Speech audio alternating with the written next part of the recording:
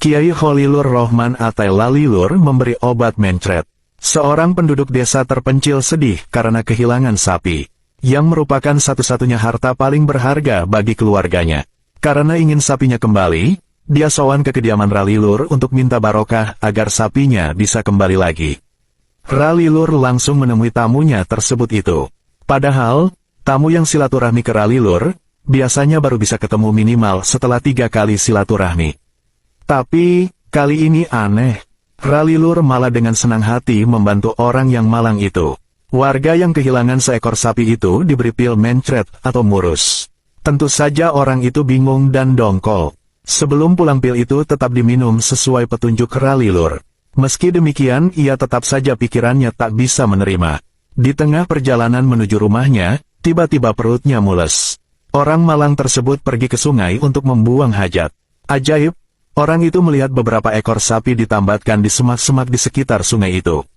Ketika diperiksa, salah satu sapi yang ditambatkan itu adalah miliknya. Ia girang bukan main, namun di balik kegirangan itu ia juga merasa berdosa.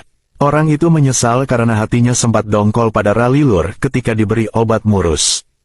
Pengusaha besi kapok datang. Seorang pengusaha besi tua bernama Haji Hasan yang tinggal di Cililitan, Jakarta silaturahmi ke rumah Ralilur. Pengusaha itu disambut ajudan sekaligus dihadapkan kepada Ralilur.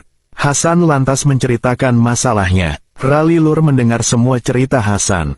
Namun yang membuat Hasan tak habis pikir, ketika hendak pulang, ia diberi obat sakit kepala.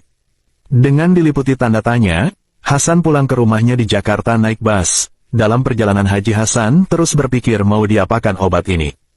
Kenapa pula Kiai memberi saya ini? Gumam Hasan dalam hatinya. Seminggu kemudian, Haji Hasan ternyata tertimpa musibah. Usahanya rugi 100 juta rupiah. Isyarat Ralilur itu terjawab. Rupanya itu maksud Kiai memberi obat, kata Hasan tersenyum kecut.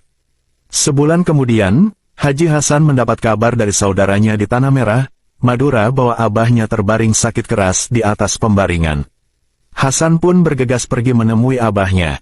Hasan lantas menemui guru abahnya, yaitu Habib Soleh Tanggul, Jember. Habib Soleh Tanggul meminta Haji Hasan membawa tasbih. Tasbih itu, selain untuk wirid juga sangat manjur untuk mengobati orang sakit. Sesuai dengan pesan guru, tasbih itu dicelupkan ke dalam segelas air. Selanjutnya, air bekas celupan itu diminumkan kepada orang yang sakit. Semula, penyakit itu memang berkurang. Badan abahnya sedikit enakan, tapi itu tidak berlangsung lama. Beberapa waktu kemudian, bapaknya kembali jatuh sakit. Haji Hasan pun segera beranjak pergi meminta doa kepada Ralilur.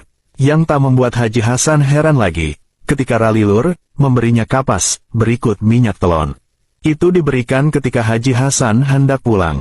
Seperti sebelumnya, dalam perjalanan menuju rumah orang tuanya di Tanah Merah, hati Haji Hasan diliputi tanda tanya yang hebat. Begitu tiba di rumah abahnya, ia mendapati banyak orang menangisi kepergian orang tua lelakinya itu.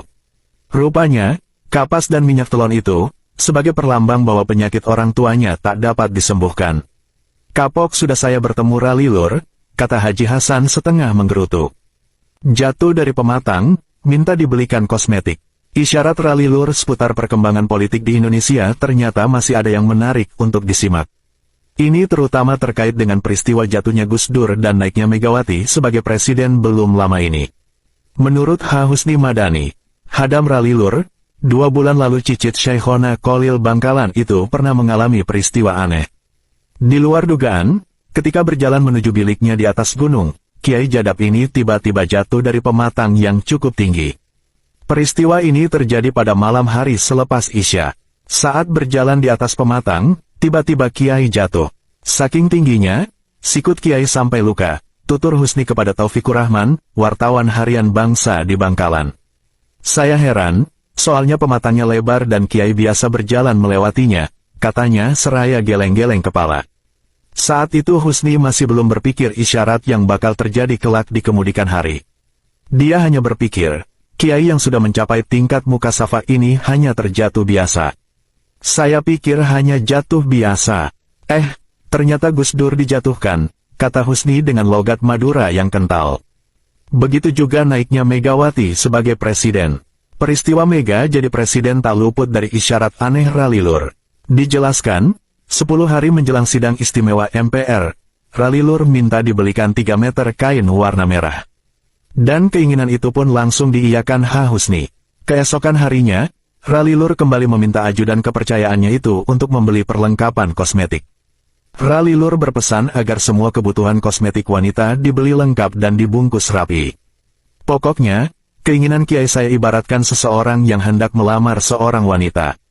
Saat itu saya hanya berpikir Kiai punya niat untuk meminangkan salah satu putri saya dengan seorang lelaki pilihan Kiai, tukasnya. Ternyata sidang istimewa memutuskan Megawati sebagai presiden menggantikan Gus Dur.